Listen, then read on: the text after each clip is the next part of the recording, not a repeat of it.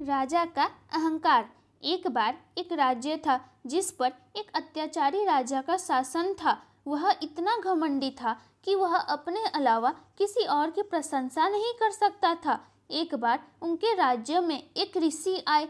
कुछ ही दिनों में ऋषि की प्रशंसा पूरे राज्य में फैल गई। वह दयालु और बुद्धिमान था। उन्होंने लोगों के सवालों के समझदारी भरे जवाब देकर उनकी मदद की। जल्द ही ऋषि की खबर अपने वफादार मंत्रियों के माध्यम से राजा तक पहुंची। राजा ने उससे ईर्ष्या की और लोगों के बीच बदनाम करने का फैसला किया। तो राजा ने एक योजना के बारे में सोचा। राजा ने अपने रक्षकों को ऋषि को अपने महल में आमंत्रित करने के लिए भेजा। ऋषि ने उनका निमंत्रण स्वीकार कर लिया। दिन के लिए सार्वजनिक घोषणाएं की गई। निश्चित दिन पर ऋषि मुस्कुराते हुए आए। राजा ने ऋषि का स्वागत किया। राजा ने ऋषि से कहा कि उसने उसकी बुद्धि के बारे में सुना है और उसे स्वयं देखना चाहता है। राजा ने कहा, मैं तुमसे सवाल पूछूंगा। ऋषि जवाब में मुस्कुराया।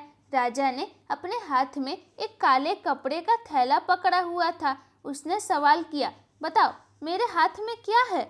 ऋषि ने उत्तर दिया, आप उस थैले के अंदर एक पक्षी को पकड़े हुए हैं। राजा थोड़ा हैरान हुआ, फिर भी शांति से उत्तर दिया, हाँ तुम ठीक कह रहे हो।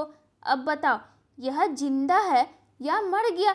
यदि आप एक बुद्धिमान व्यक्ति हैं तो आप उत्तर देने में सक्षम होंगे। राजा ने टिप्पणी की।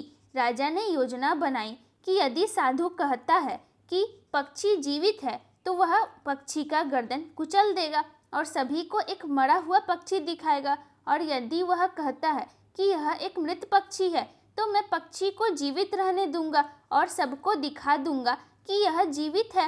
राजा ने सोचा कि वह जो भी उत्तर देगा वह उसके लिए जीत की स्थिति होगी। ठीक है, यह आपके हाथ में है, आप इसे तय कर सकते हैं अगर यह जीवित है या मृत।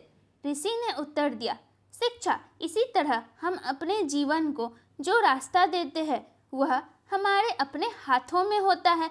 अपनी पसंद और प्रयासों से हम यह तय कर सकते हैं कि हमें अपने जीवन को क्या बनाना है। धन्यवाद।